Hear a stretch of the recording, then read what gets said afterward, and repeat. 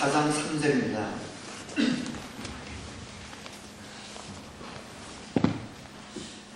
제가 봉독해 드리겠습니다. 골로새서 4장 3절로 6절입니다. 또 하나님께서 전도의 문을 우리에게 열어주셔서 우리가 그리스도의 비밀을 말할 수 있도록 우리를 위해서도 기도하여 주십시오. 나는 이 비밀을 전하는 일로 매여 있습니다. 그러니 내가 마땅히 해야 할 말로 이 비밀을 나타낼 수 있도록 기도해 주십시오.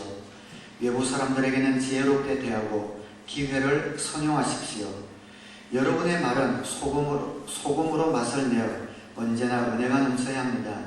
여러분은 각 사람에게 어떻게 대답해야 마땅한지를 알아야 합니다.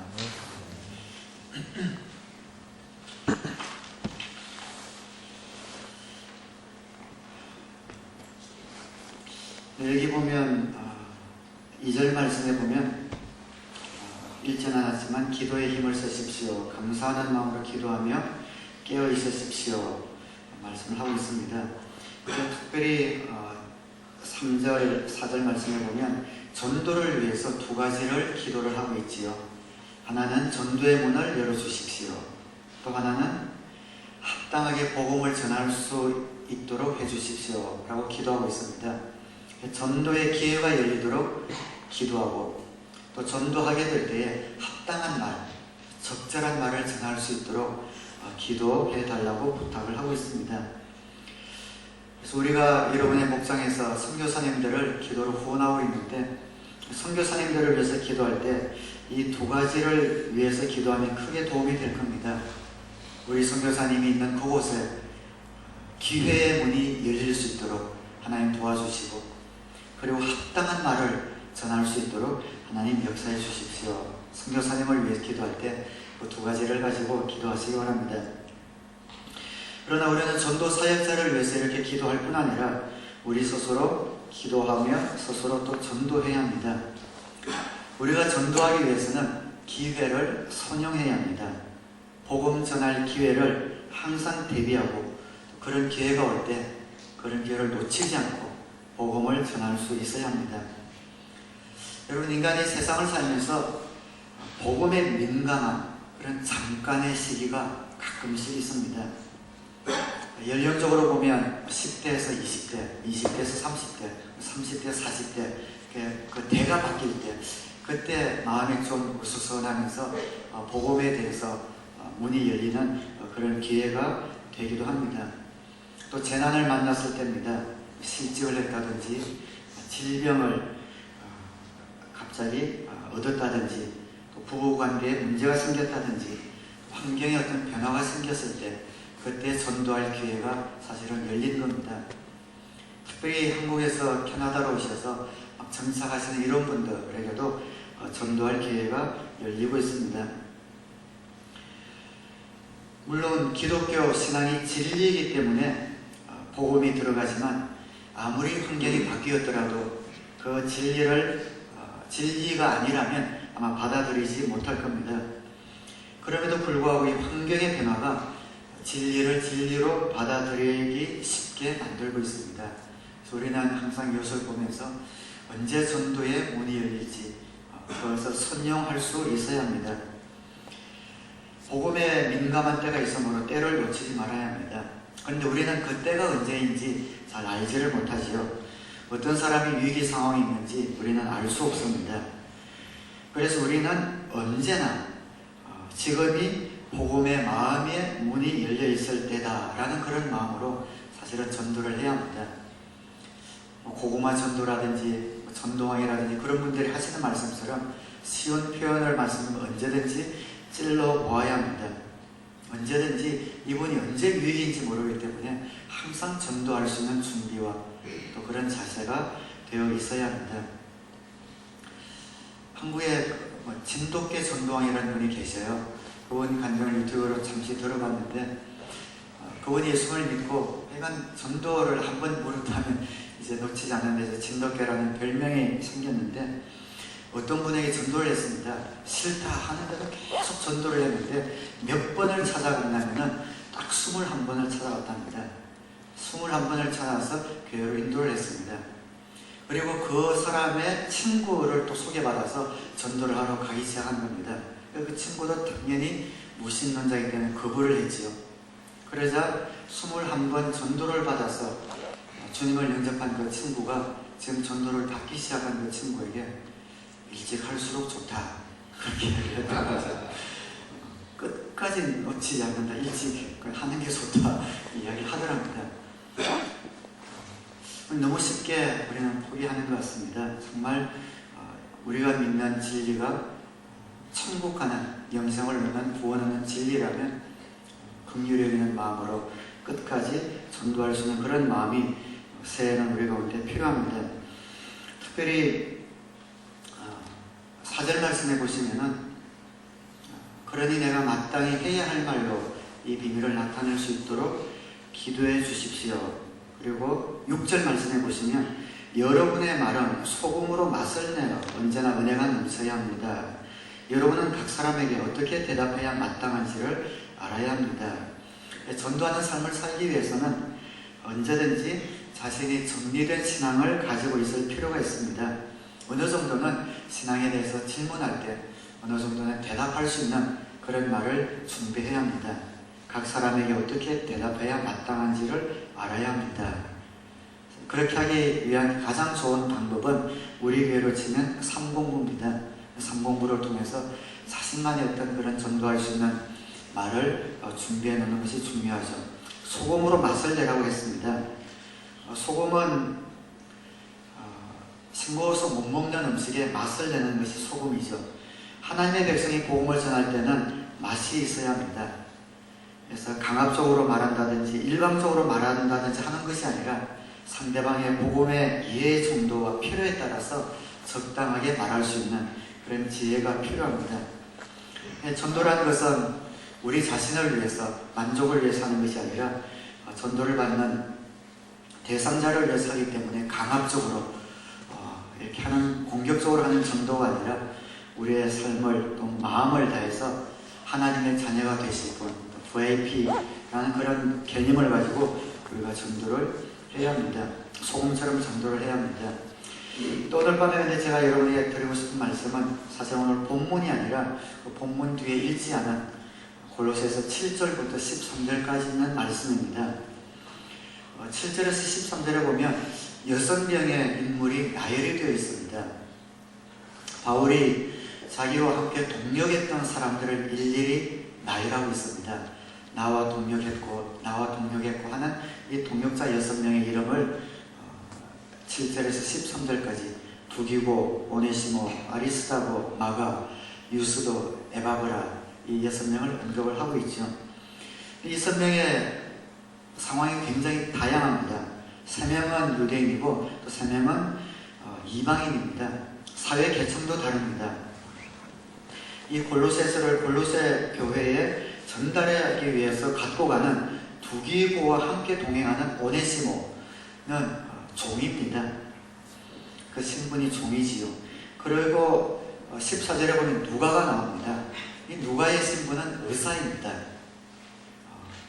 바울의 동력자 가운데 의사도 있고 또 신분이 종도 있었습니다. 그리고 마가라는 동력자는 선교 여행을 하다가 너무 힘들어서 중간에 하차했던, 도망가 버렸던 그런 사람이기도 합니다. 그래서 이 마가는 바나바라는 바울의 동력자의 사촌이죠. 그래서 바나바는 이 마가 때문에 바울과 바나바가 관계가 깨어지는 그런 일을 당하게 됐다가 나중에는 다시 바울과 바나바와 마가가 함께 모여서 또 전도를 하는 그런 일들도 사도행전에 보면 나오고 있습니다. 그리고 13사절에 나오는 데마라는 사람은 결국에는 이 복음사의 전도가 너무 어려워서 그 사명을 벌써 던져버리고 세상으로 도망간 사람이기도 합니다. 말씀드리고 싶은 것은 사회 계층도 다르고 지식도 다르고 또 생각도 다른 이 모든 사람들과 바울은 끝까지 그들과 함께 동력을 했다라는 겁니다. 사도 바울의 동력자는 다양했습니다. 하나님께서 우리 교회에 영혼 구원하여 제자 만드는 사명을 주셨습니다. 그래서 여러분 곁에 있는 앉아 계신 모든 형제님, 자매님은 나의 동력자입니다. 이 전도의 사명, 영혼 구원의 사명을 감당하기 위해서 우리는 동력자와 동력할 줄 알아야 합니다. 나와 같은 마음이 맞는, 같은 생각을 가진 동력자는 없을지 모릅니다. 오네시모도 있고 마가도 있고 누가도 있고 데마도 있습니다. 신분도 다르고 생각도 다르고 성향도 다릅니다. 그러나 우리는 다양한 동력자와 함께 마음을 합하여 동력할 수 있어야 합니다. 왜냐하면 우리의 이 사역은 우리의 것이 아니고 주님의 것이기 때문에 그렇습니다. 그래서 동력자를 선택하는 것도 주님의 일입니다. 우리가 선택한 것이 아니라 주님께서 우리에게 가장 필요한 동력자이기 때문에 저와 여러분에게 붙여주셨고 우리 교회 공동체 안에 보내주신 겁니다. 내가 선택한 동력자가 아니라 하나님이 보내주시고 붙여준 동력자라면 우리는 같이 일할 수 있어야 합니다. 나와 마음이 맞지 않는다고 사역을 그만둘 수 없습니다.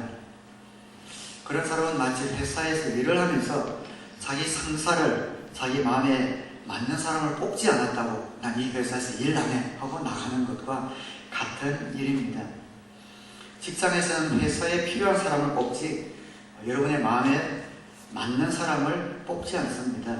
하나님께서는 우리에게 가장 필요한 그런 동력자를 우리에게 보내주셨고 우리 목사님뿐 아니라 우리 모든 목사 식구들, 성도님들 함께 동력하고 있는 우리 사랑의 교회 모든 공동체에 속한 지체는 우리의 소중하고 아름다운 동력자들입니다.